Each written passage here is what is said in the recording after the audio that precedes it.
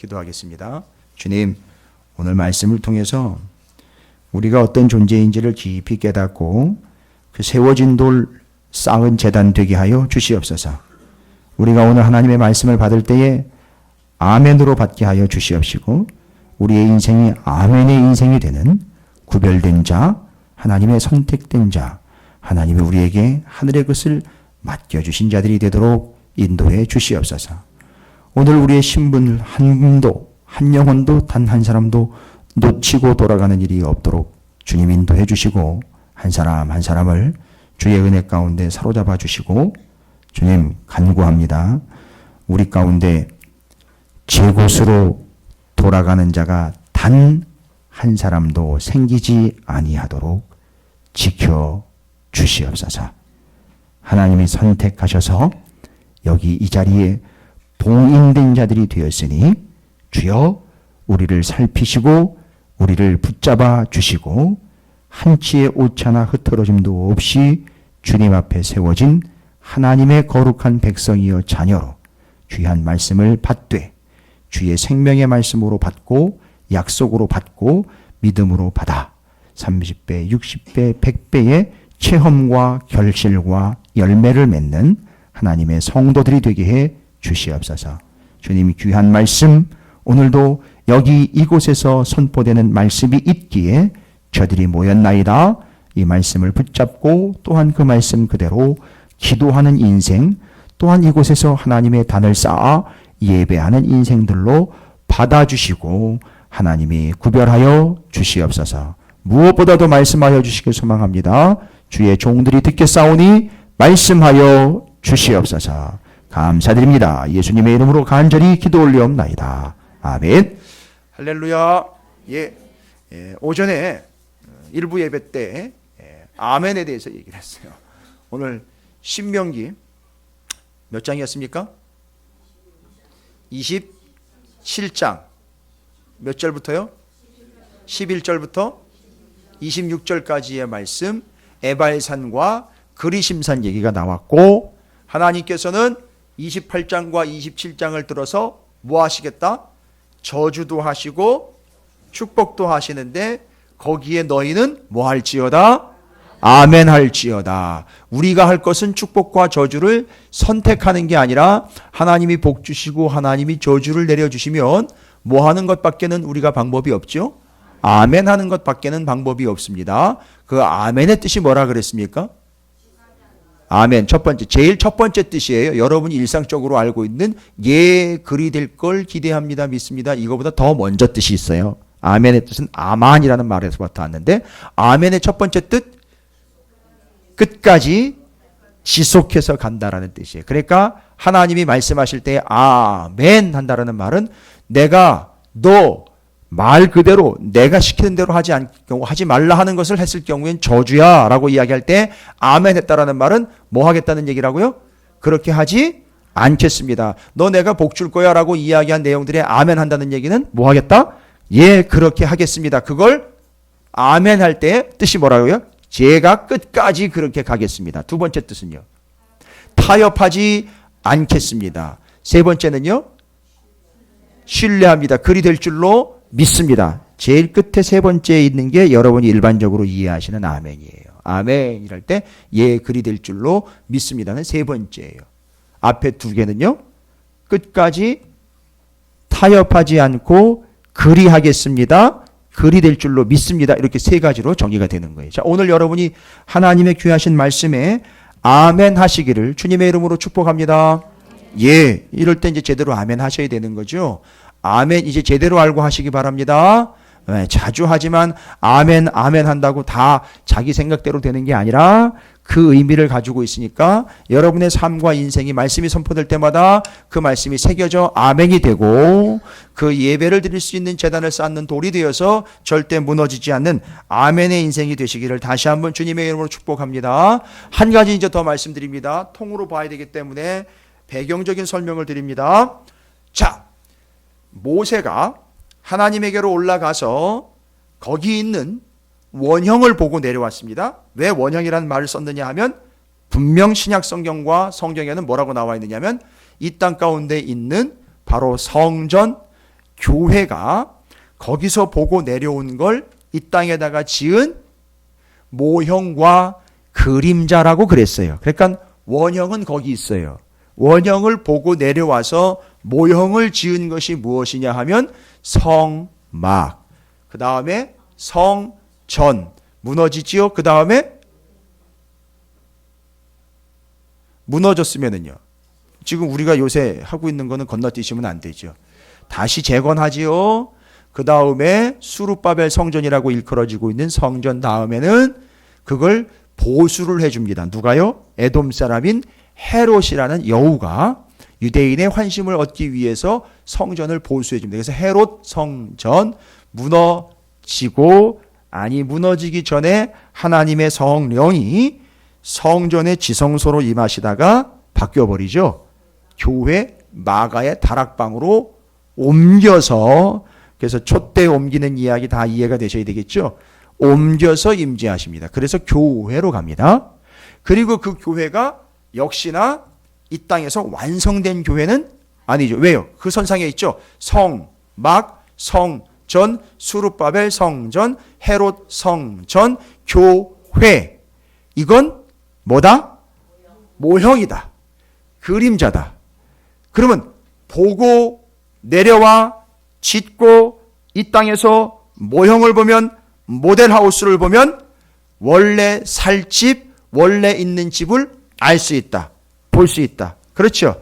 그래서 신앙생활을 똑바로 하게 되면 여기서 모형인 모델하우스인 성막, 성전, 교회를 제대로 섬기며 거기서 신앙생활을 제대로만 하면 무엇을 추정을 할 수 있고 무엇이 완벽하게 우리에게 제시되었을 때 원본, 본향에 있는 본체가 제공이 되었을 때 그게 이걸 의미했다라는 걸 나중엔 알아먹을 수 있다. 그래서 모세오경의 출애굽기에 모세가 올라가서 보고 내려온 걸 요한계시록의 마지막에 사도 요한이 올라가서 다시 보고 내려와 요한계시록에서는 그 원본이 다시 우리에게로 어떻게 한다 그러죠? 내려온다 그랬어요. 그 내려온 게 바로 뭐냐? 새 예루살렘 성, 어린 양의 신부, 치장하고 단장한 어린 양의 신부 같은 예루살렘 성이, 새 예루살렘 성이 내려온다 그랬어요. 원본이 내려온 거예요. 그러니까 그 원본 내려올 때 엉뚱한 소리 안 하는 사람들이 누구냐? 바로 교회 다니는 사람들이에요. 너 무조건 또 교회 다닌다 그러니까 교인들이 알아보는 게 아니라 주의 몸된 교회로서 그들이 교회가 되어서 살아온 신실한 그리스도인들이 그걸 알아본다는 겁니다. 그러니까 상황을 보는 게 아니라 그걸 알아보는 거예요. 정리되셨습니까? 그러니까 지금 수룹바벨 성전, 이스라엘 백성들이 느헤미야서를 통해서 들어와서 성전 짓고 성벽 짓고 하는 모든 이런 이야기들이요. 어떤 흐름을 타고 갑니까? 바로 성막, 성전, 교회, 새 예루살렘 성으로 가는 것이죠. 그러니까 지금 여기서 이야기하고 있는 모든 이야기들은 여기서 끝낼 게 아니라 앞으로 다가올 하나님의 나라, 교회, 예수 그리스도를 분명 예표해주고 있다라는 사실을 절대 잊지 마십시오. 그러니까 느헤미야지만 페르시아가 다스리고 있지만 이 흐름은요 어디로 지금 향해 가고 있어요? 단편적으로는 교회 시대까지 가는 거예요. 됐죠? 그래서 오늘 이야기도 어떤 선상에서 이해를 해야 되냐면 여기서 뭘 발견해야 된다? 교회를 발견하셔야 됩니다. 여기서 누굴 발견해야 된다? 예수를 발견해야 된다. 할렐루야. 예. 여러분 제가 여러분들 뭐 이런 얘기 드려도 여러분은 콧방귀도 안 끼시겠지만 맞아요. 여러분들 뭐 훌륭한 목사님들 설교 많이 찾아 들으세요. 다 좋습니다. 자, 하지 말라는 거 아니에요. 예, 왜냐? 또 기분 나쁘게 듣지 마세요. 전 자신 있어요. 찾아서 들으세요. 유명하다는 목사님들 설교 찾아서 들으시고요. 그 다음에 뭐 설교 잘한다는 목사님들 찾아서 들으세요. 제가 이번에 지방에 성도님들 섬기면서 제가 강력하게 얘기했어요. 제발이지 설교 잘하는 목사 찾지 말라고. 거기 장로님들도 몇몇 앉아 계셨거든요. 장로님들 계신데 얘기했어요. 장로님 제발 좀 그런 거 좀 하지 마세요. 정중하게 얘기 드렸어요. 제발 설교 잘하는 목사들 찾지 말고 말씀을 있는 그대로 제대로 전하는 사람들 찾으세요. 꼭 뭐 저를 찾아달라는 얘기처럼 아니요, 그런 얘기 아니에요. 명확하게 교회가 살아야 되고 성도가 살아야 되기 때문에 제가 부탁 말씀드린 거예요. 성도들과 장로님들에게 얘기를 드린 거예요. 설교 잘하는 목사 찾지 마시고 말씀을 있는 그대로 제대로 원복음으로 전하는 사람들을 찾으세요. 담임 목사를 세우든 말든 그건 알아서 할 일이지만 그 말씀을 제대로 전하는 이들에게 제대로 된 말씀을 배우십시오. 그게 살 길입니다. 그걸 안 했기 때문에 설교 잘하는 목사를 찾다 보니까 무슨 일이 생겼다? 맨날 설교만 연구하지 말씀을 연구 안 했다. 미천이 바닥이 나니까 카피했다. 남의 거 베꼈다. 그리고 맨날 남의 것, 해외에 있는 것, 다른 사이트에 있는 것. 그래서 성도들이 화들짝 놀라잖아요. 목사님이 설교한 내용이 인터넷에 올라와 있는데 토시 하나 안 틀리고 똑같이 나오더라는 거죠. 아마 그것도 할렐루야예요. 하나님의 말씀은 뭐 똑같은 거니까 해 아래 새 것이 뭐가 있습니까? 그러나 여러분 그건 변명거리가 아니죠. 그런 얘기를 하는 게 아니죠 지금. 예, 저도 가끔은 놀랄 때가 있어요. 기도를 한다 하시는 성도님들이 기도를 하시는데 가만히 보니까 거기서 책에서 읽은 것 같은 내용들이고 누가 기도가 똑같아요. 아이 기도가 다 거기서 거기지요 목사님. 아니요. 문제는 뭡니까? 기도를 어떻게 하느냐를 딱 보니까 다 자기 감정대로 자기 멋대로 자기 생각대로 하더라는 거죠. 그러니까 똑같은 게 나오는 거예요. 말씀을 잡고 기도를 했다면은요. 예, 우리 찾으시는 교회는 적어도 말씀이 다른 게 아니라 주일 끝나면서부터 다음 주일 올 때까지 계속 말씀이 선포되니까 그거 가지고 기도하면 맞아요. 카피가 될 리가 없어요. 다른 기도를 베낄 필요가 없고 다른 기도랑 같을 리가 없어요. 됐죠? 예. 저도 잘할 테니까 여러분도 좀 잘해주세요. 할렐루야. 예. 뭐 설교만 카피가 있는 게 아니에요. 기도도 카피가 있어요. 그러니까 평상시가 중요한 거죠. 기도가 제대로 되려면 기도를 한다고만 되는 게 아니라 not 4분의 1, 또 not 4분의 1이 말씀 그 다음에 기도 이렇게 가는 거예요. 됐죠? 그러니까 이제 여러분 이제 기도 대표 기도 돌아오시면 부담 드리려고 얘기 드리는 거 아니에요. 절대로 자세와 본분을 말씀드리는 거예요. 대표 기도 돌아오시면 어떻게 하셔야 돼요? 그렇죠. 말씀 시간, 기도 시간 공동 대표적으로 아주 균등하게 분배하셨다가 기도하시고 단으로 올라오시기 바라겠습니다. 할렐루야. 예, 그거 하셔야 되는 거예요. 제가 지금 가르쳐 드리는 거예요. 내가 뭐 기도할 만큼 해봤는데 여러분 교만하게 그런 생각하지 마세요. 그건 교만입니다. 말씀 붙잡으시고 그 다음에 그 시간만큼 기도하시고 그걸 가지고 기도문으로 작성하셔서 올라오시면 되는 거예요. 아니요. 그냥 그렇게 해서 정리해가지고 또 바로 기도하셔도 되는 거예요. 기도문 작성을 하느냐 안 하느냐의 문제를 얘기하는 게 아니라 어떻게 준비했느냐를 말씀드리는 겁니다. 됐죠? 자, 따라서 오늘 우리가 본문 말씀에서도요. 뭘 봐야 되냐? 그냥 흘러가는 역사 속에서 있었던 이야기로 보시면 안 되고 이 흐름은요. 무슨 흐름까지 갑니까? 새 예루살렘 성이 내려올 교회의 역사의 한 부분이라는 거죠. 오늘 이야기를 이해하면 앞으로 교회가 어떻게 해야 할 것을 이해할 수 있다는 얘기죠. 자, 이제 중요한 본론으로 들어갑니다. 본문으로 들어갑니다. 여러분, 지난주 말씀 기억하십니까? 지난주 말씀 내용 어떻게 설명 가능하시겠습니까? 노트 필기하신 분들은 이제 슬쩍슬쩍 노트를 보시면서 정리를 또 하시고 좋습니다. 내용이 뭐였죠? 지난주에 내용이 봉인된 인생이, 그죠? 봉인됐다는 거죠. 봉인되었다. 두 가지 의미가 있었잖아요. 기억나십니까? 봉인되었다라는 말은 일단 인을 쳤다라는 말이기 때문에 소속이 다르다는 얘기예요. 그죠? 그 다음에 그 인을 쳤다라는 말, 그 뜻이 뭐냐면 고삐가 완전히 붙잡혀서 누구한테 메어버린 존재가 되었다? 하나님에게 메인 존재가 되었다라는 것이죠. 그렇죠. 그래서 그 결론을 딱 이야기하면 하나님이 우리를 뭐 하신 거죠? 구별하신 거잖아요. 인쳐서 구별하시고 우리는 그 하나님께 메인 존재가 되었죠. 이 사실을 알면 스스로 뭐 한다는 거죠? 스스로 밀봉하는 존재가 된다는 거죠. 무슨 얘기예요? 스스로 밀봉한다는 거는요.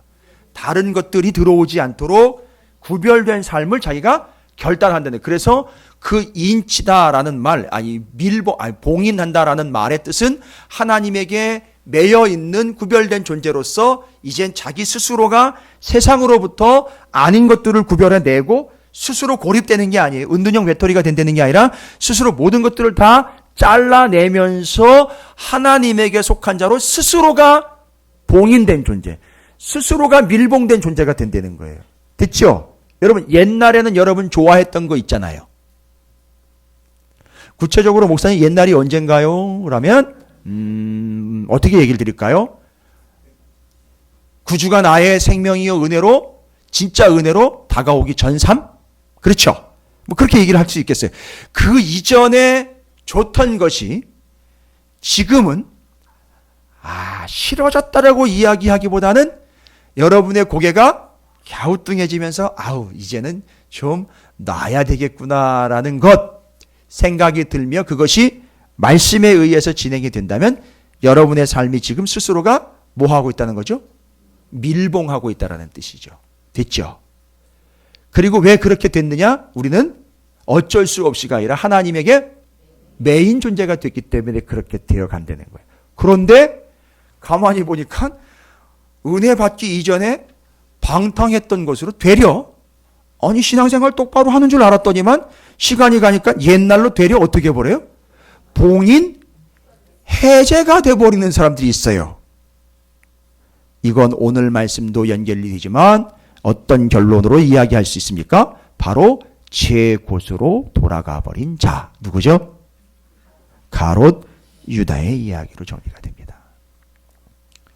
그래서 지난주 말씀이죠. 그래서 하나님께서 우리를 곱비 매셨어요. 그리고 그걸 알았기에 우리는 스스로 하나님을 믿는 자로서 밀봉된 삶을 삽니다. 그렇다라고 여러분 세상을 외면하거나 도외시하는 게 아니라 세상에 있으나 세상의 영향과 오염을 받지 않는다라는 걸 얘기를 한 거예요.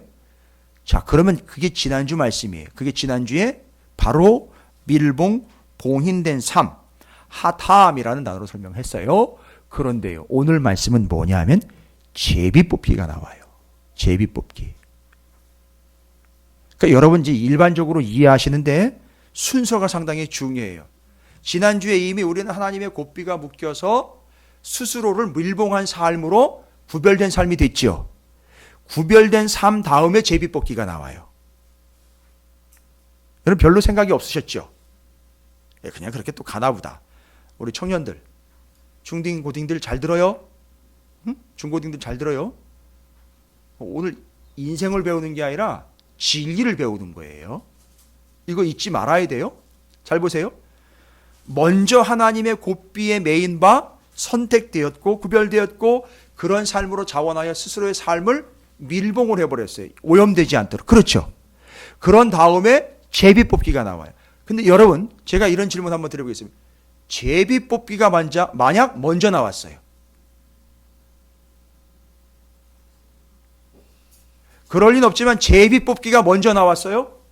제비뽑기가 먼저 나온 다음에 그 다음에 밀봉된 봉인된 삶으로 그래서 이렇게 얘기를 할 수 있겠죠. 제비를 뽑아서 봉인된 삶과 봉인 해제된 삶으로 나뉜다면 이거 무서운 얘기죠. 이게 예정론이에요. 이게 예정론이라고요. 잘 보세요. 예정론의 뜻이 뭔지 아십니까? 예정론은 이미 하나님이 구원하실 영혼은 작정을 해놨어요. 그래서 인간이 아무리 애를 쓰고 인간이 아무리 포기를 해도 하나님이 작정한 사람은 구원받게 돼 있거나 아니면 멸망받게 돼 있어요. 그럼 여러분 여기서 심각한 오류가 생기기 시작합니다. 이미 하나님이 다 정해놨으니까 전도는 뭐하러 합니까? 그렇죠? 아니 하나님은 어찌되었든 무슨 상황에서든 구할 사람은 그냥 정해놨으면 무슨 상황이 되든 하나님이 구원하실 거 아닙니까? 그럼 사람이 끼어들어갈 자리가 없잖아요. 여러분 감리교회는 예정론이 아닙니다. 예정론의 옳고 그름을 얘기하려고 하는 게 아니라 여러분께서 이걸 조심하셔야 되는 거기 때문에 여러분께 지금 설명을 드리는 거예요. 그런 식으로 여러분 다 정해버리시면 끝나는 얘기 쉽지 않습니다. 어려운 얘기예요. 그래서 오늘 본문 말씀에 제비를 뽑아서 만약에 봉인된 자와 봉인 해제된 자로 나눈다면 그게 예정론인 거예요. 그런데 문제는 이 제비 뽑기가 하탐 곧 봉인된 삶 이미 구별된 삶 뒤에 온다는 거예요. 그래서 여기 제비 뽑기의 대상은 누구냐 하면 제비를 뽑아가지고 구원받느냐 안 받느냐를 나누는 게 아니라 이미 구원받은 사람들 사이에서 제비 뽑기가 이루어지고 있다는 얘기입니다. 제가 지금 까치발 들었어요. 상당히 중요한 포인트에 왔기 때문에 그렇습니다. 제비 뽑기가 핫함, 곧 봉인된 삶 앞에 온 게 아니라 봉인되어 하나님 앞에 이미 구별된 사람들에게 제비 뽑기가 주어졌다는 얘기예요. 이해가 되십니까? 그러니까 여러분 조심하십시오. 누구도 여러분에 의해서 판단되거나 작정이 돼가지고 저 인간은 안 돼, 나랑 비교했을 땐 터무니없어, 조심하십시오. 입 밖에도 내지 마십시오. 아닙니다. 이미 우리는 정해져 있는 운명을 살아가는 것이 아니라 하나님의 어떠하심에 의해서 규정되는 존재들인 거예요. 우리는 그걸 믿고 하나님께 의지하며 매달리는 거예요. 그리고 죽을 때까지 그걸 씨름하는 인생이 되는 겁니다. 할렐루야. 자, 그러면 이제 본문으로 돌아옵니다. 오늘 본문 말씀에서는 그렇게 해서 이스라엘 백성들이 회복된 성, 벽, 성, 전 안으로 모여들어서, 여러분 뭐에 모여든다 그랬어요? 뭐에? 말씀으로 모여든다 그랬죠? 에스라에게 모여드는 게 아니에요. 말씀이 있는 곳에 모여든다 그랬어요. 분명 우리 찾으시는 교회도 사람들이 모여들 줄로 믿습니다. 그러다가 그 말씀이 아닌 다른 것에 관심이 있는 사람들은 또 흩어져요. 당연한 얘기예요. 근데 이 말씀이 있기 때문에 말씀 그거 보는 사람들 이제 모여들 거란 말이에요. 목사님, 그건 언제쯤 그렇게 너무 많은 걸 알려고 하지 마세요. 위험한 나라가 준비되어 있어요. 그런 사람들에게. 그러니까 자꾸 하나님의 말씀을 가지고선 때려 맞추거나 예언하거나 알려주려고 하는 용도로 자꾸 쓰려고 하지 마세요. 언제가 되면 어떻습니까? 언제가 중요한 게 아니라 말씀이 중요한 거죠. 쟤는 어떻게 될 것 같습니까? 너 쟤 상관하지 말고, 요한 예수님한테, 그죠? 쟤 생각하지 말고 너나 잘해. 이 얘기가 본문이잖아요. 그렇죠? 자, 요 제비 뽑기. 여러분, 요 제비 뽑기를 이해를 하시려면은요, 먼저 말씀드릴게요. 구약에는 이 제비 뽑기의 확실한 샘플이 바로 여호수아 14장에 나와 있고 14, 15, 16, 17장까지 나와 있고, 그 다음에 신약으로 가면 교회 시대 이야기이기 때문에, 왜냐하면 지금 우리가 이걸 당시의 역사적인 이야기로 끝내면 안 되고 교회 시대랑 연결을 해야 되니까 교회 시대 사도행전 1장에 나와 있어요. 두 개 나와요. 지금 볼 때가 아닙니다. 아직 넘어가지 마세요. 그냥 여기 계시면 됩니다. 느헤미야 11장에 계셔야 됩니다. 그런데 바로 이 이스라엘 백성들이 돌아와가지고 말씀 붙잡고 기도 붙잡는 삶으로 이미 구별된 삶, 핫함의 삶, 밀봉된 삶, 봉인된 삶으로 이제 정리가 됐어요. 이스라엘 백성이 이제 그렇게 된 거지요. 바로 그 사람들 안에서, 이스라엘 백성들 안에서 이제 뭘 나누느냐 하면 예루살렘에 살 사람들하고요, 예루살렘의 심장부인 예루살렘 성 안에 거주하는 사람하고 성 주변에 있는 성읍들에 거주할 사람들을 이제는 나눠야 돼요. 상당히 중요한 내용이에요. 이미 이들은 구별됐어요. 하나님의 말씀으로 돌아와서 회복이 됐습니다.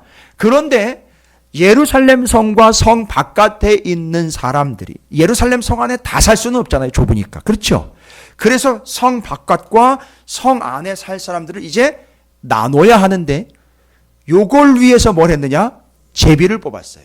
그 제비를 뽑아가지고 안에 사는 사람과 바깥에 사는 사람을 나눴어요. 따라서 제비 뽑기는 오해하시면 안 돼요. 제비를 뽑으면 틀린 것과 맞은 것이 나오는 게 아니에요. 지금 여기서 말하는 제비는 틀린 것과 맞은 것이 아니에요. 그렇죠? 그건 이제 역사를 보시면 다 알 수 있어요. 성경을 보시면 다 알 수 있습니다. 어찌되었든 자리를 나누기 위해서 예루살렘 성 안에는 누가 사느냐, 성 바깥에는 누가 사느냐. 여러분, 예루살렘의 딸들아라는 표현들 아시죠? 예루살렘의 딸들아. 여러분, 그게 여성 명사거든요. 근데 왜 예루살렘의 딸들이라는 표현을 했냐면 예루살렘 성이 명사가 성이 여성 명사예요. 그래서 예루살렘의 딸들아 이러면 여자들을 얘기하는 게 아니라 성에 딸린 딸들이라는 얘기로 성 주변에 있는 다른 여러 성읍들을 이야기할 때 딸들이라고 표현을 해요. 이제 뭔 얘기인지 아시겠죠? 지금 그 개념을 제가 먼저 설명을 좀 드리는 이유는 이런 식으로 이제 예루살렘 중심으로 주변의 성읍들로 나누어져 살면서 그 주변에 있는 성읍들이 바로 예루살렘의 뭐들이 되는 거죠? 딸들이 된다는 거예요. 그래서 여성 명사로 받는 거예요. 동네는 성읍을 여성으로 받기 때문에 그렇습니다. 그러니까 오해하시면 안 돼요. 그래서 사람을 지칭하는 게 아니라 그 예루살렘 주변에 있는 성읍들을 예루살렘의 딸들이라고 표현을 한 거예요.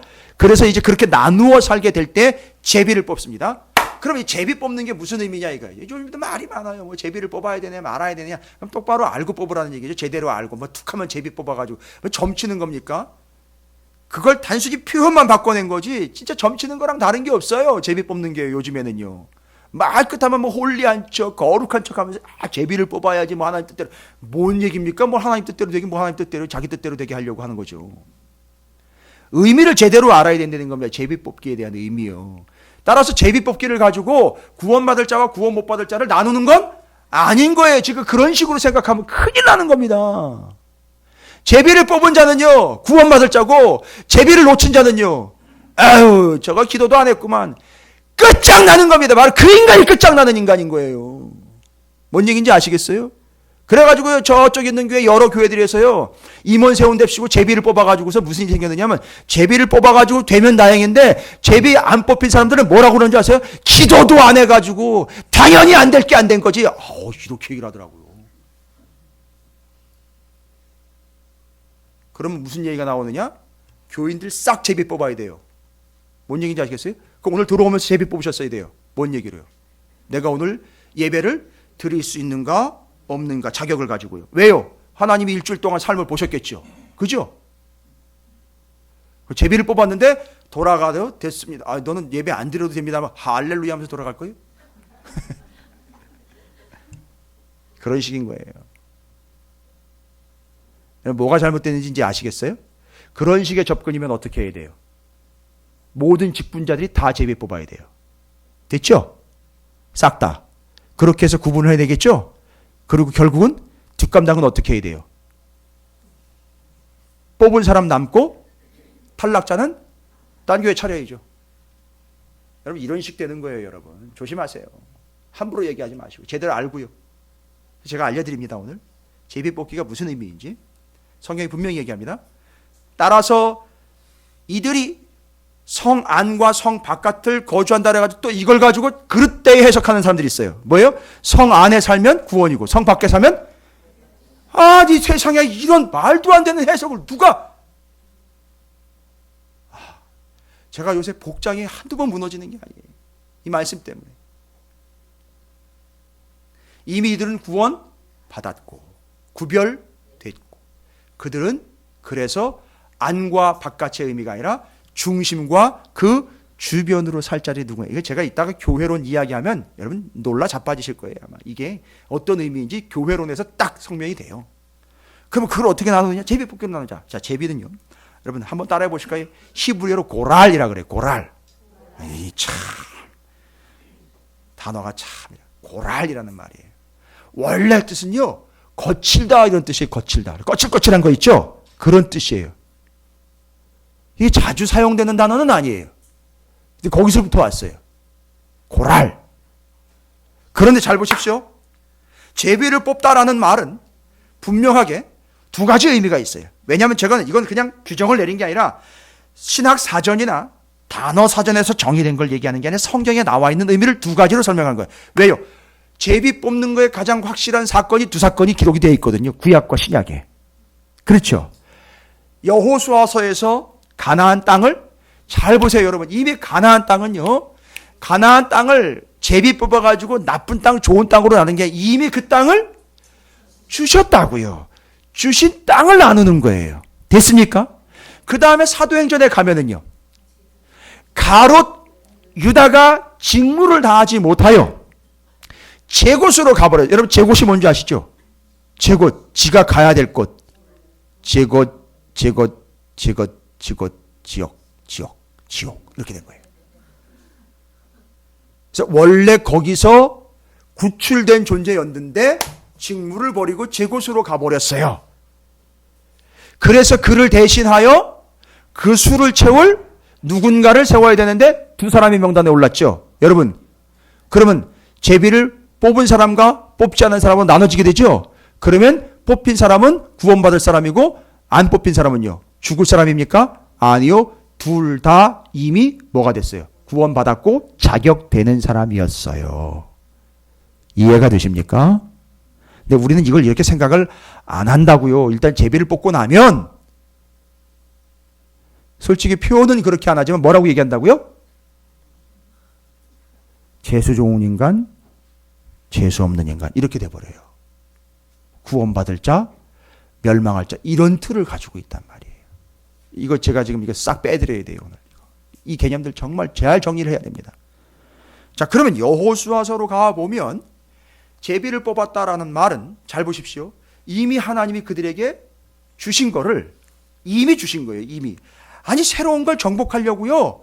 여러분 내가 새로운 걸 하려고 하니까 뭔가 필요해가지고 제비 뽑는다. 아니 그런 거 아니에요. 이미 주신 거예요. 주신 거 안에서 잘 보십시오. 누가 어디를 가야 되고 누가 어디를 가야 됩니다. 여러분 여호수아 14장을 보면 분명히 나와 있어요. 그들에게 제비를 뽑아서 어떻게 하는 겁니까? 각각 지파별로 땅을 분배했다라는 말은요. 분배해가지고 거기서 뒤에 구절들을 다 읽어보시면 어떻게 해라 어떻게 해라 분명히 하나님 말씀으로 명령이 내려와요. 그렇죠? 그러니까 이건 뭐예요? 하나님이 분배해가지고선 여러분 부동산이 늘어난 게 아니에요.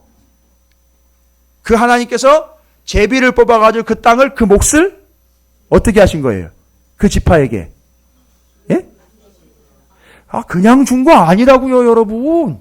그냥 주면 팔아먹어도 돼요. 그런데 이거 그냥 준 게 아니야. 하나님의 땅이에요. 하나님의 것인데 이걸 이미 하나님이 구별을 하셨고 그 안에서 지파별로 맡겨주신 거예요. 됐죠? 그럼 제비뽑기 첫 번째 의미가 뭔지 아세요? 맡겨주셨다는 거예요. 이건 여호수아 14장 가지고 얘기해 드린 거예요. 그러면요. 사도행전 1장으로 가면은요. 사도행전 사도의 직분을 제 곳으로 돌아간 유다 때문에 빈 공석을 채워야 되니까 둘 중에 하나를 제비 뽑았어요. 그렇죠? 그래가지고 누가 선택이 됐습니까? 마띠아가 선택이 됐어요. 자 보세요. 뭔 얘기예요? 하나를 버리고 하나를 취한 게 아니라 둘 중에 하나님께서 이걸 맡을 자로 선택했다는 거예요. 됐죠? 와우, 그럼 제비 뽑기는 의미가 뭐예요? 뭐가 맞을까요? 둘 다 맞아요. 그런데 좀 말을 이렇게 좀 순서적으로나 내용적으로 좀 이해하기 쉽게 선택하여 맡긴 거예요. 그 의미는요, 맡긴다라는 의미, 선택하셨다라는 의미예요. 됐죠? 됐습니까? 그러니까 제비 뽑기의 의미는 뭐예요? 그걸 맡겨주셨고 선택했다라는 의미지. 그래서 그걸 나누어 가지고 너는 아니고 너는 그러고 이게 아니라는 얘기입니다. 정확하게 잘 아셔야 돼요. 그러면 맡겨주셨 그걸 선택했다. 선택해서 맡겨주셨다는 의미예요. 그럼 여러분 어떻습니까? 예? 우리는 어때요?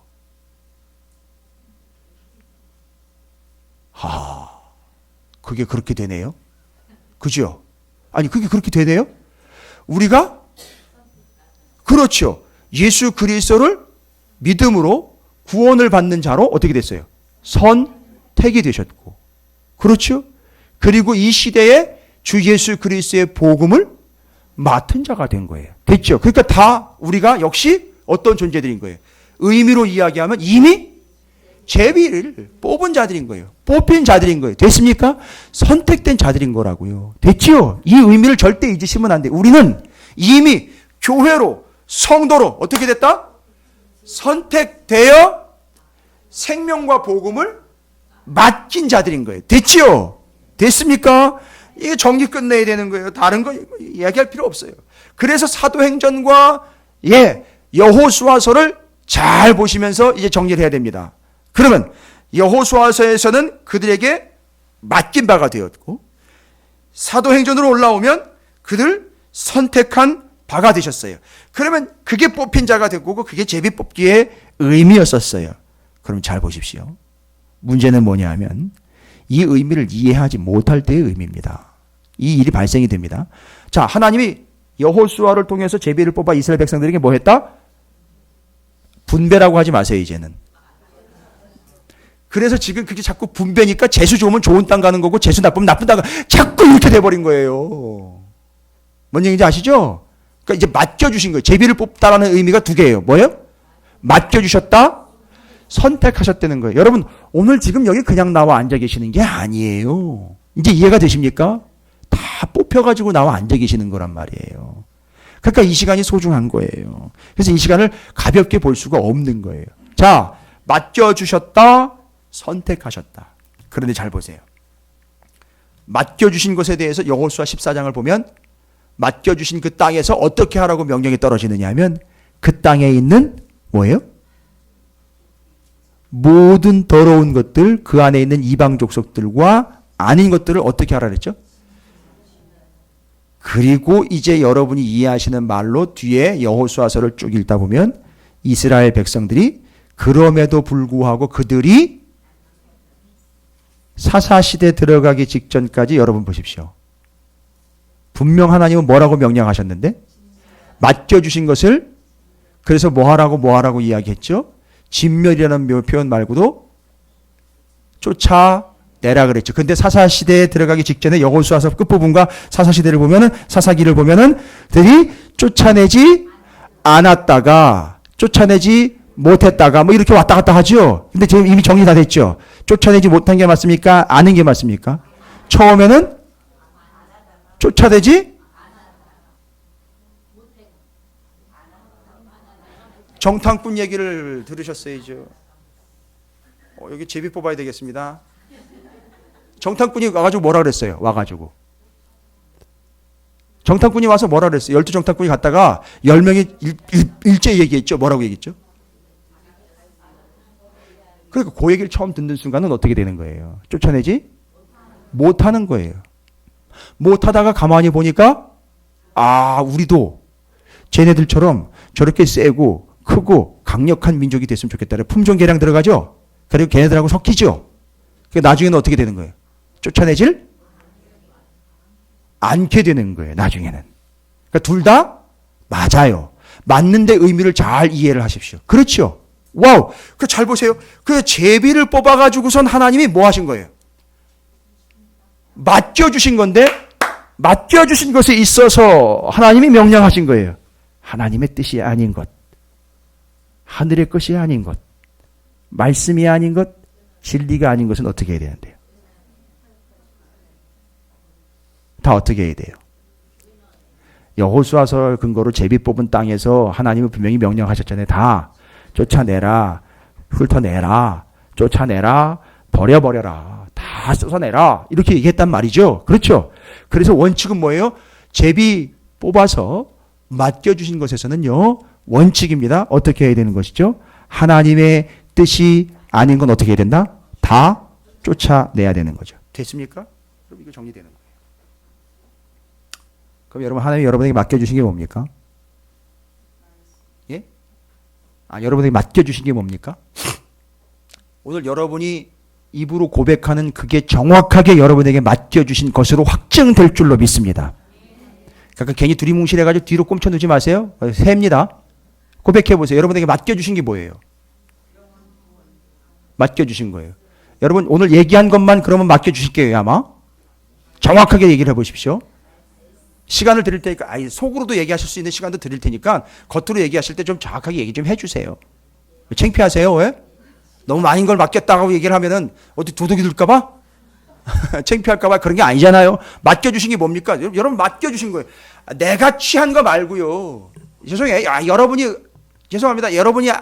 여러분이 벌어서 여러분이 챙긴 거는 그 얘기하지 마세요. 그럼 제가 얘기 안 할게요.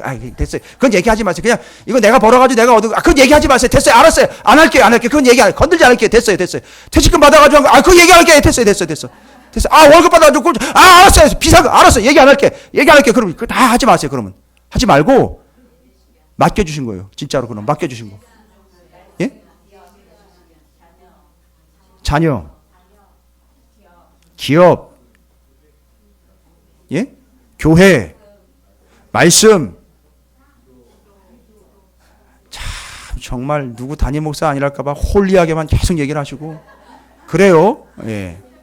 생명도 맡겨주셨고, 주방 봉사도 맡겨주셨고, 감사합니다. 또 뭘 맡겨주셨습니까? 예? 건강도 맡겨주셨고, 돈, 맞아요. 돈 맡겨주신 거예요. 왜요? 돈이 나쁜 게 아니라 그랬죠? 잠깐 있다가 없어질 것이지, 그거 주신 거예요. 맞아요. 그것도 맡겨주신 거예요. 여러분, 제가 어제 자동차 붙잡고 축복기도 했잖아요. 물론 자동차를 축복한 건 아니에요. 그를 운전하는 하나님의 백성을 축복한 거예요. 건강하고 안전하게 운행해달라고. 그 자동차도요. 맡겨주신 거예요, 여러분. 다 맡겨주신 거예요. 여러분 직장 있죠? 그것도 맡겨주신 거라고요. 그냥 주신 게 아니라 맡겨주셨다고요. 맡겨주셨다고. 자녀 맡겨주신 거 맞아요. 그 직장 그거 맡겨주신 거예요. 그 지금 여러분 통장이 몇 개 있는지 모르겠는데 그 통장 있잖아요. 그죠? 자꾸 제가 그걸 끄집어내려고 그러는데 그거 있잖아요. 그것도 맡겨주셔. 맞아요. 여러분 부동산 있죠? 맡겨주신 거 맞아요. 이제 속 시원하세요? 예? 맡겨주신 거 맞다고요. 예? 아무리 하찮고 아무리 썩음해도 그거 다 맡겨주신 거예요. 됐죠? 그러면 뭐예요? 맡겨주신 것에는요 원칙이 있어요. 맡겨주신 것은요, 예? 아까 여호수아서를 통해서 제비 뽑아 땅을 맡겨주신 것 얘기했잖아요. 하나님이 맡겨주신 거라고요. 하나님이 맡겨주셨으면은요 어떻게 하라고 얘기를 했어요? 하나님의 뜻이 아닌 거는 쫓아내라고 그랬잖아요. 할렐루야. 제가 오늘 비결 말씀드릴게요. 그 맡겨주신 게요 끝까지 유지 잘 되길 원하시죠? 그렇지요? 그럼 거기서 하나님 뜻 아닌 거 다 쫓아내세요 빨리. 그러면 끝까지 가요. 됐습니까? 아니 여호수아서만 보시도 이스라엘의 역사만 봐도 가나안 땅 들어갔는데 쫓아낼 거 쫓아내라 그랬어요. 아니 쫓아내지 않으니까 어떤 결과 왔어요? 사사시대 왔잖아요. 사사시대. 옆에 블레셋이 쳐들어와가지고 계속 농사 지으면 계속 끌어가고요. 이해가 되십니까? 흉년 계속 들고 농사 지었는데 풍년 들면 뭐합니까? 이놈들이 다 뺏어갔잖아요. 아시잖아요. 됐죠? 하나님 맡겨주신 거는요 어떻게 하는 거예요? 거기서 맡겨주신 것에 하나님의 뜻이 아닌 거는 잘라내고 제거하고 도려내고 쫓아내시라고요. 그게 여러분에게 맡겨주신 분에 대한 예의이고 그걸 끝까지 맡은 자가 되는 충성된 종이 되는 비결입니다. 할렐루야. 와우. 대박. 됐죠? 그 다음에는요 맡겨주셨다라는 말의 의미 말고 또 뭐가 있죠? 선택되었다라는 것이죠. 그러면 선택되었다라는 말을 좀 봐셔야 돼요. 사도행전 1장으로 가볼게요. 사도행전 1장에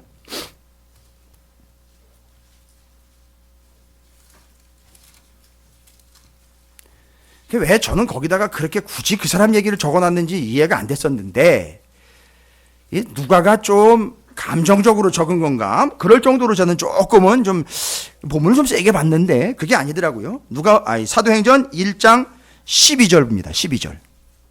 12절. 내가 또 이 본문 읽고 이 은혜 받기는 참 또 12절입니다. 사도행전 1장 12절. 제자들이 감람원이라는 산으로부터 예루살렘에 돌아오니 이 산은 예루살렘에서 가까워 안식일에 각각 가기 알맞은 길이라. 들어가 그들이 요한은 다락방으로 올라가니 베드로, 요한, 야고보, 안드레와 필립, 토마, 바돌로메, 마테와 및 알포의 아들 야고보, 셀로딘 시몬, 야고보의 아들 유다가 다 거기 있어. 여자들과 예수의, 여기 누구는 빠졌죠? 가룟 유다만 빠졌습니다. 여자들과 예수의 어머니 마리아와 예수의 아우들과 더불어 마음을 같이하여 오로지 기도에 힘쓰더라. 됐죠? 모인 무리의 수가 약 120명이나 되더라. 그때에 베드로가 그 형제들 가운데 일어서서 이르되 형제들아 성령이 다윗의 입을 통하여 예수 잡는 자들의 길잡이가 된 유다를 가리켜 미리 말씀하신 성경이 응하여. 아니 세상에 가룟 유다 이야기도 성경에 나와 있다니 어디예요?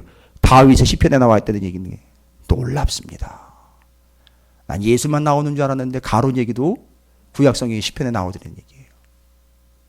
뭐 하나 오차 없어요. 그러니 가룟 유다도 예수님도 피해갈 수 없는 성경인데 여러분 이야기가 성경에 안 나와 있을 리가 없어요. 여러분 운명이 성경에 안 나와 있을 리가 없다고요. 그 말씀 붙잡으세요. 그래서 그 말씀이 성경에 응하였어요. 마땅하도다. 이 사람은 본래, 잘 보세요. 본래 우리 수 가운데 참여하여 이 뭐예요? 직무의 한 부분. 여러분 직무가 뭐라고 나와 있어요? 밑에 보니까 봉사, 헌신, 드림 이런 거 얘기하는 거잖아요. 그죠? 그걸 맡았다는 거예요. 근데 그걸 맡았던 자인데 보세요. 이 사람이 불의의 삭스로 밭을 사고 후에 몸이 곤두박질하여 배가 터져 창자가 다 흘러나온지라 이 일이 예루살렘에 사는 모든 사람에게 알려져 그들의 말로는 그 밭을 아겔다마라 하니 이는 피밭이라는 뜻이라. 시편에 기록, 시편 나오잖아요. 그죠? 뭐래요? 그의 거처를 황폐하게 하시며 거기 거하는 자가 없게 하소서. 그래 그 결국 산 땅이 어떻게 됐어요? 아무도 살지 않는 황폐한 땅, 무덤이 되어버렸습니다. 됐죠? 또 일러스되 잘 보세요. 그의 뭐래요?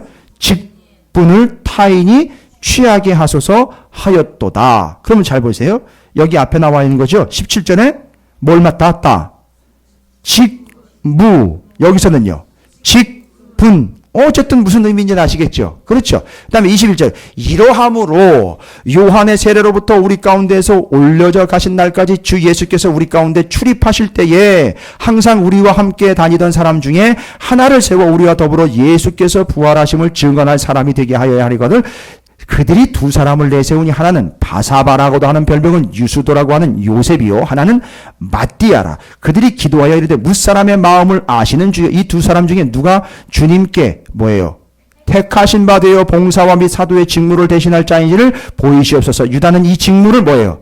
버리고 제 곳으로 갔나이다 하고 제비 뽑아 마띠아를 얻으니 그가 열한 사도 예수에 들어가니라. 잘 보십시오. 자 그러면 뭐예요? 이 제비를 뽑게 된 이유는 뭡니까?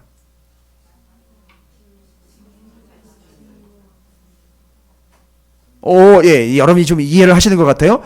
이 제비를 뽑게 된 이유가 뭡니까? 한 사람 더 추가하자는 얘기가 아니죠.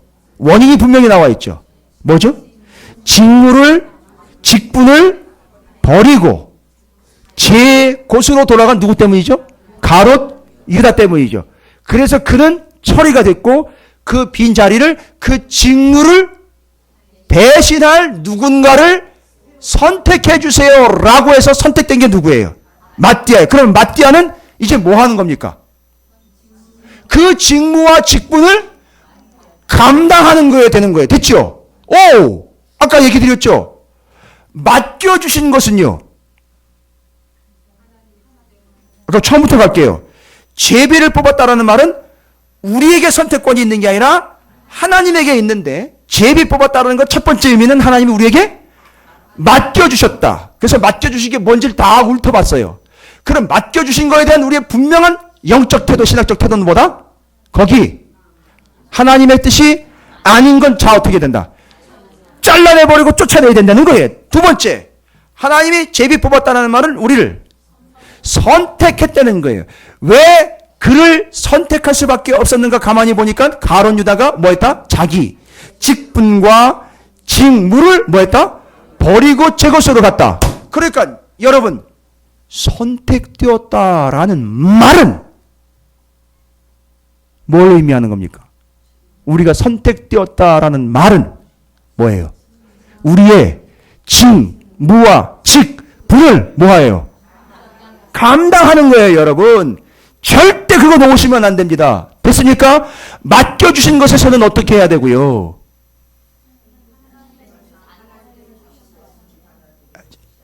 알았습니다. 제가 좀 지금부터는 잔잔하게 천천히 얘기 드릴게요.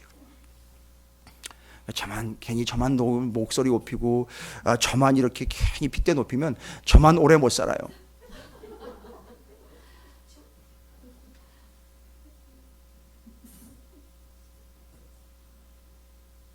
근데 여러분의 직분이 뭔지 아세요? 우리의 직무가 뭔지 아세요? 말씀이 선포될 때 크게 아멘 하는 거예요. 안 하고 계시잖아요. 직분이 뭔지 아세요? 여러분 맡은 직분, 직무가 뭔지 아세요? 선택해가지고 주신 거잖아요. 그거 끝까지 감당하셔야지요. 맡겨주신 거 있잖아요, 그거. 근데 우리는 다 내가 벌어가지고, 내가 투자 잘해가지고, 내가 좋은 직장 들어가가지고 얻은 건데, 그 순간 뭐가 돼버리는 겁니까? 자, 맡긴 것을 그렇게 관리를 하지 못하면 그 사람한테는 뭐가 오느냐면 바로 뒤이어서 성경적으로 대답하세요. 그걸 신약으로 이야기할 때, 선택된 자를 이야기할 때 설명해야 되고요. 쫓아내라 했는데 쫓아내지 안 했더라, 쫓아내지 못했더라 하고 어디가 와요? 사사시대가. 됐죠? 맡겨주신 것에서 그와 같이 하나님의 뜻에 합당하게 쫓아내지 않았다면 그 인생에 뭐가 오게 돼 있다? 사사시대가 오게 돼 있는 거예요. 그 다음에는요, 선택하셨잖아요. 그렇죠? 무엇을 위하여입니까? 직무예요. 따라서 여러분, 직무는 어떻게 해야 돼요? 죽어라고 감당하시는 거예요. 됐죠? 그걸 만약에 선택되었음에도 불구하고 직무를 감당하지 않는다면, 여러분, 못한다면 얘기하는 게 아니에요. 않는다면 어떻게 된다? 제 곳으로 가버리는 거예요. 왜요? 거기 있을 필요가 없으니까. 이번에 뭐 사경회 때 갔더니만 교회에서 이렇게 헌신 예배 또 하신대요. 그래서 언제가 될지 모르겠지만 교회가 창립되면 이제 100년이 막 넘어가고 이런 교회들이 이제 또 있고 그러니까 헌신 예배 드리겠대요. 그래서 목사님, 헌신 예배 때 목사님 제가 모실게요 이런 얘기를 하시더라고요. 장로님 한 분이. 그래가지고 뭐 목사님하고 잘 상의하십시오. 그러고 말았는데 제가 헌신 예배 가면 이거 얘기하려고요. 예? 이제 그 교회는 이제 죽었어요, 이제. 왜냐면 제가 그렇게 헌신 예배 가면 이제 진짜 헌신해야 되잖아요. 그죠? 뭐에 헌신해야 돼요? 기본적으로 예배가 한 2시간 될 것 같아요. 그죠? 이걸 다 설명을 해야 되니까. 이상한 목사 왔다, 별종 왔다, 뭐 이렇게 될 거예요. 그죠? 그러나, 예. 2번째 다시는 안 불러주더라도, 1번째 제대로 그냥 갔다가, 제대로 전해야죠. 예? 그게 제 직무인데요. 저는 제 곳으로 돌아가기 싫어요. 예? 고무실 밴드입니까? 늘어지면 그냥 바로 떼겨가지고 도로 돌아가 버리는 거, 거기요? 은혜 받기 전, 그 전으로 돌아가는 거예요? 아니요. 전 그거 못해요. 저는 제게 맡겨진 직무와 직분을 죽어라 하고 감당할 거예요. 하나님 저한테 맡겨주신 게 바로 여러분이거든요. 찾으시는 교회고, 감리교회거든요. 목사님 감독되려고 그러세요? 아니요. 저 시켜줘도 안 해요, 감독. 그딴 거는 안 해요. 하고 싶지도 않아요. 할 수도 없어요. 찾으시는 교회가 개척하다 보니까 뭐 이상한 거 뭐 내라 말어라 뭐 하는 게 많아요. 제가 이 개척교회가 지금 개척교회 개개회 세우기도 힘든데 뭐 요구하는 게 그렇게 많냐고 도와주는 것도 없이 그랬더니만 제가 블랙리스트에 올랐어요. 아마 안 시킬 거예요, 저는. 싫은 말하라고 한두라고 내가 뭐 아쉬운 게 있냐고. 난 내 직무만 감당하면 되는 거지. 내 직무는 감독이다 감리사가 아니에요. 세상에 또 이렇게 뱉어놓고 나보고 감리사라고 그러고 감독하라고 그러고 큰일 날 텐데. 제 직무와 직분이 그게 아니라고요. 이제 이해가 되십니까? 따라서 하나님께서 맡겨주신 것이 있다면 분명한 거죠. 맡겨주신 것이 있다면 거기서 하나님의 뜻이 아닌 건 다 잘라내시란 말입니다. 예? 이제 가을철이잖아요. 배추 수확할 거 아닙니까? 무 수확할 거 아니에요. 대관령에서 제가 여러 번 봤어요. 제가 강원도 촌놈이기 때문에 무 뽑고 배추 뽑는 걸 수도 없이 봤어요. 배추 뽑으면요 바로바로 칼로 탁탁탁탁 쳐가지고 껍데기 다 버리고 싹 알맹이만 해가지고 받아! 싹 올리면 트럭에서 딱 받아 싸가지고 가요. 맡겨주신 건 그렇게 하는 거예요. 그죠? 그리고 내가 그 직무를 위하여 그 직분을 위하여 선택되었으면은요 그 직분과 직분을 어떻게 해야 돼요? 죽도록 감당하는 거예요. 어떻게 해요? 제 곳으로 돌아가지 않도록이요. 할렐루야. 됐습니까? 간단하지요? 근데 이거를 제가 일주일 내내 본문 연구 정리해가지고 싹 정리를 하니까 여러분한테 지금 한 40분 뭐 이 정도밖에 안 걸리는데 제가 일주일 내내 이거 정리하면서 본문 정리하고요. 제가 이거 선포하는 순간 이제 헌신 예배 때 이제 난리 날 거예요, 이제 다들. 아마 딱 한 번 부르는 교회들 있을 거예요, 진짜로. 그럼 딱 한 번이에요. 그걸로 끝나는 거예요, 그냥. 맡겨주신 것과 선택하신 것에 대해 정확하게 선포하면 끝나는 거예요. 제 직문 다 하는 거예요. 그렇죠? 취급하시는 거죠. 정확하게. 어디서든지. 그런데 잘 보세요. 와우. 이게 지금 교회의 흐름이라 그랬잖아요. 잘 보세요. 하하. 우리에게 맡겨주시고 우리를 선택했다라는 게 어떻게 이야기? 잘 보세요. 이거 이제 교회론 들어갑니다. 이거 반드시 이건 이해를 하고가 넘어가야 돼. 이거 그냥 넘어가면 안 돼. 이건 교회론이 여기 나와 있어요. 잘 보세요. 중심. 그 중심에 있는 자들 있잖아요. 그죠? 그 다음에 주변에 있는 자들 있죠? 그건 신분을 나눈 게 아니에요. 그걸 중심으로 그 주변으로 어떻게 됐어요? 그 주변으로 어떻게 됐어요? 그 중심으로 그 주변에 모여 살지만 원래는 예루살렘 성 안에 있어야 되는 존재들이 어떻게 했어요? 그 주변으로 나간 거지요. 와우! 이걸 지금 맞아요. 선교학자요, 교회학자인 호켄 나이크라는 사람이 얘기한 이야기가 있어요. 그 사람이 이걸 이 본문을 그렇게 이해해 보세요. 중심으로 교회를 중심으로 뭐 하는 거냐면 흩어지는 거예요. 뭔 얘기인지 아시죠? 나가서 어떻게 하는 거예요? 교회를 중심을 절대 잊지 않는 거죠. 나가서 어떻게 하는 거예요? 주변을 전하는 거예요. 복음을. 그래 이게 흩어지는 교회의 분명한 근거가 되고 있는 거예요. 그러니까 산발적으로 다 흩어져서 여기저기 나눠가 이게 아니라 교회가 중심이 되어서 나가서 뿔뿔이 흩어져서 제비가 되어서 거기 투척된 존재가 되어서 거기 가서 그 성읍과 그 영혼들을 어떻게 하라? 구원해내라, 살려내라. 이거예요. 이게 지금 그 교회론이었던 거예요. 여기까지 가면 저는 이제 신학교 가야 되고요. 그 앞부분까지만 가면 교회로 가면 돼요. 되십니까? 지금 이해가 되십니까? 우리 가운데도 신학을 하신 분들이 계셔요. 이해하실 거라고 저는 믿어요. 교회를 중심으로 주변에 있는 이들은 주변으로 흩어진다.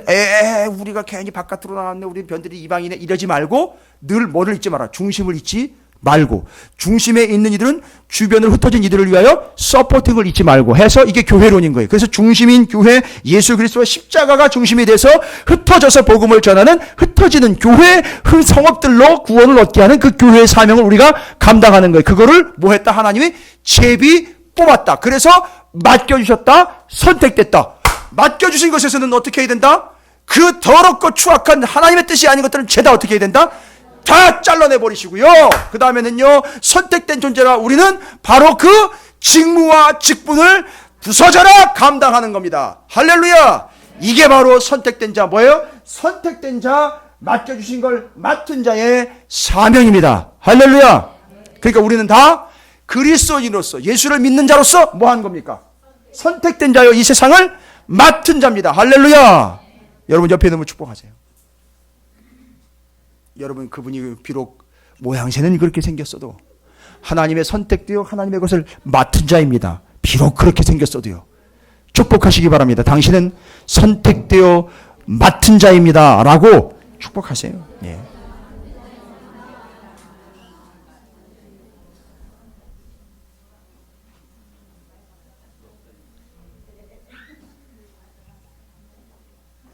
다 하셨어요?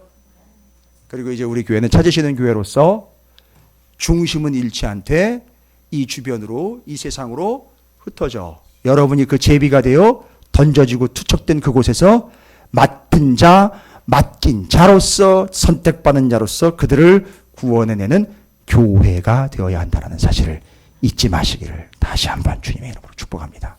결단하겠습니다. 선택된 자, 맡은 자의 사명을 교회로서 감당하겠습니다. 이거 똑 부러지게 기도하십시오. 그거 기도하시고 오늘 본문 말씀 정리 끝내시겠습니다. 자, 주의 이름을 한번 부르시고 함께 소리내어 기도합니다. 하나님, 맡은 자, 선택된 자로서 이를 감당하는데 부족함이 없게 하여 주시고 교회로서 교회답게 흩어져 생명을 구원해내며 이 세상을 구원해내는 하나님의 교회가 되게 해 주십시오. 주님의 이름을 한번 부르시고 말씀 그대로 결단합니다. 기도하겠습니다.